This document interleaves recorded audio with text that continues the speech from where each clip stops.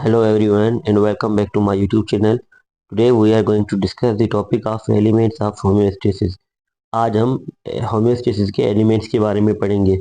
So basically homeostatic surveillance is based upon necessary physiological check and balance mechanism of the body functions that maintain its normal state called feedback system. यानी कि जो homeostatic का निज़ाम है वो कुछ physiological तब्दीलियों के ऊपर चेक और बैलेंस के ऊपर और हमारी बॉडी के जो सिस्टम्स है उनके ऊपर नज़र रखता है ताकि हमारी बॉडी जो है वो नॉर्मल एक स्टेट के अंदर या नॉर्मल हालत के अंदर रह सके। इसे हम फीडबैक सिस्टम कहते हैं। यानी फीडबैक सिस्टम का काम हमारी बॉडी के ऊपर हमारी बॉडी की एक्टिविटीज़ को कंट्रोल करना है।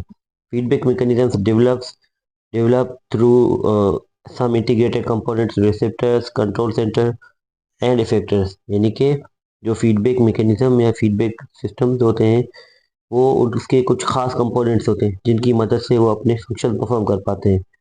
उन खास कंपोनेंट्स में रिसेप्टर्स आ जाते हैं।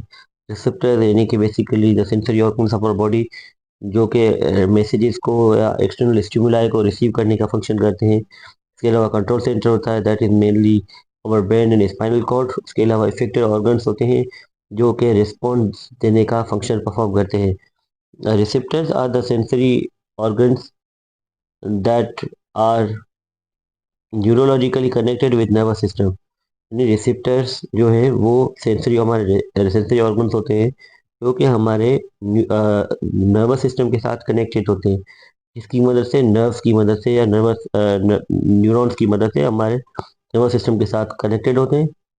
Detect any normal detect any external और internal environmental changes and send messages to the central nervous system. यानी ये क्या करते हैं हमारे जो बॉडी के अंदर है उसकी कोई भी नॉर्मल यानी कि जो हमारी बॉडी के अंदर हमारे बॉडी के अंदर कोई सिस्टम में कोई इशू होगा या ख़राबी होगी या हमारे एक्सटर्नल इन्वायरमेंट में कोई तब्दीली होती है तो उसके बारे में ये सेंट्रल नर्वस सिस्टम को इन्फॉर्म करते हैं।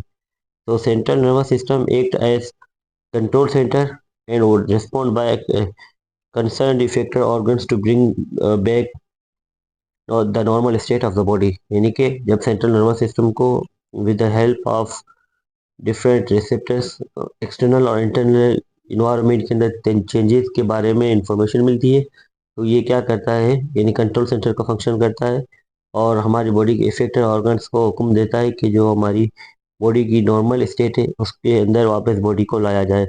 यानी कि हमारी बॉडी जो हो वो नॉर्मली फंक्शन करती रहे। तो now this was basically elements of homeostasis जिसके अंदर हमने receptors control centre and effector organ के बारे में पढ़ा।